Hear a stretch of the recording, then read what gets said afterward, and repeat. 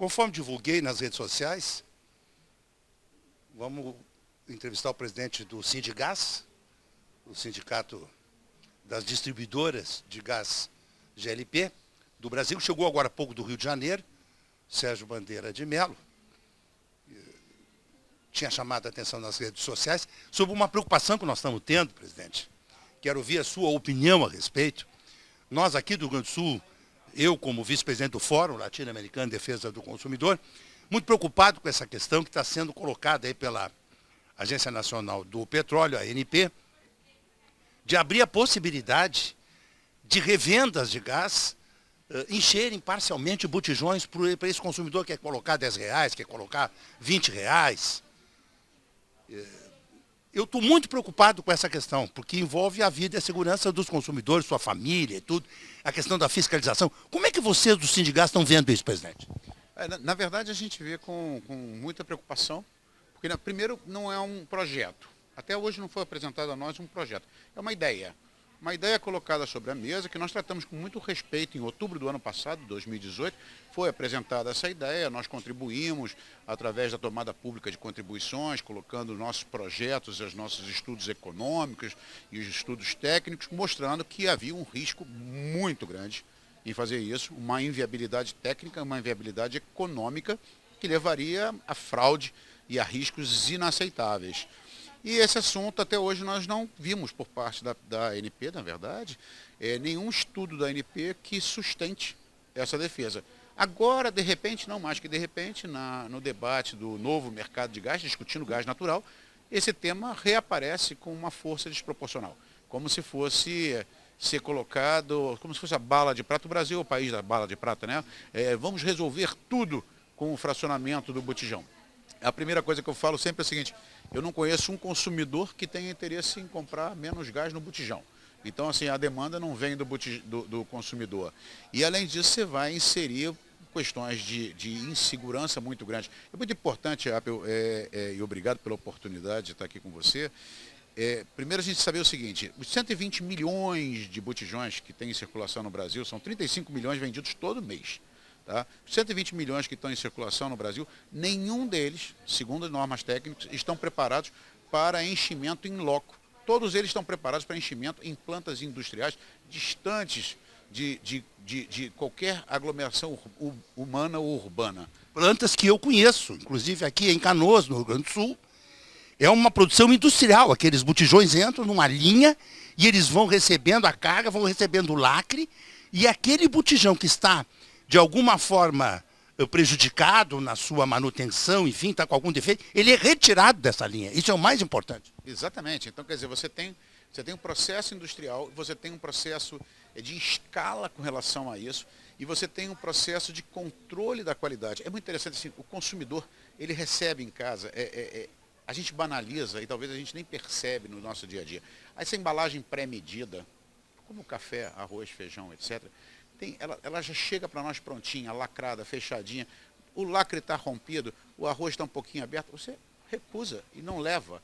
Então, assim, você evita uma série de fraudes com o sistema pré-medido, além de você ter um ganho de escala na produção, um ganho de escala na distribuição. Ou seja, o pré-medido não foi inventado, por nenhum idiota. O pré-medido foi inventado para ser efetivamente um sistema de proteção para o consumidor em tudo, inclusive na escala industrial, na capacidade de você levar um produto de qualidade. Então, hoje você recebe em casa um botijão de gás que você compra e ele está lá sem vício de qualidade, sem vício de quantidade e com o nome de uma empresa marcada em alto relevo no corpo do botijão, que ela é responsável pela qualidade, pela quantidade e pela conformidade daquele vaso de pressão, daquele botijão que está na sua casa. É o fornecedor responsável junto ao consumidor final.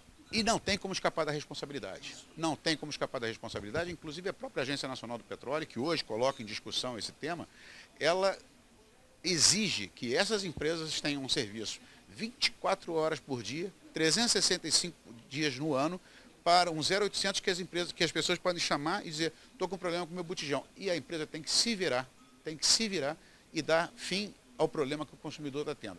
Ou seja, no momento em que você coloca uma ideia de fracionado ou você coloca uma ideia do fim da marca, o que você está colocando em jogo é a ruína de todo esse sistema.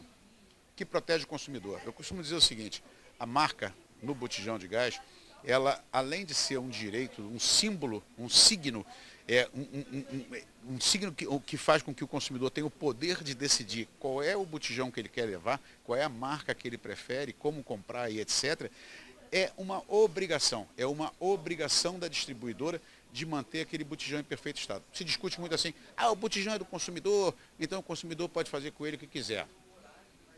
Que outro produto você conhece no varejo, que você compra uma vez na vida e você tem a garantia para o resto da vida de ter um produto em perfeito estado de conservação? Porque é muito engraçado, eu compro meu primeiro botijão na minha vida, aquele botijão, cada vez que eu compro a nova carga de gás, e eu tenho o direito da portabilidade sem custo nenhum, né? Eu só compro a carga de gás, eu tenho para o resto da vida a garantia de que quem me repõe aquele botijão está me repondo um botijão em perfeito estado de conservação. Eu gostaria de comprar um carro nessa situação.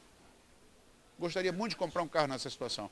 Na verdade, qual é a proposta quando ela se traz? Hoje traz uma proposta que ela parece simples, dizendo assim, cada um pode ir lá sair e comprar um pouquinho de gás, que tem R$20, compra R$20 de gás.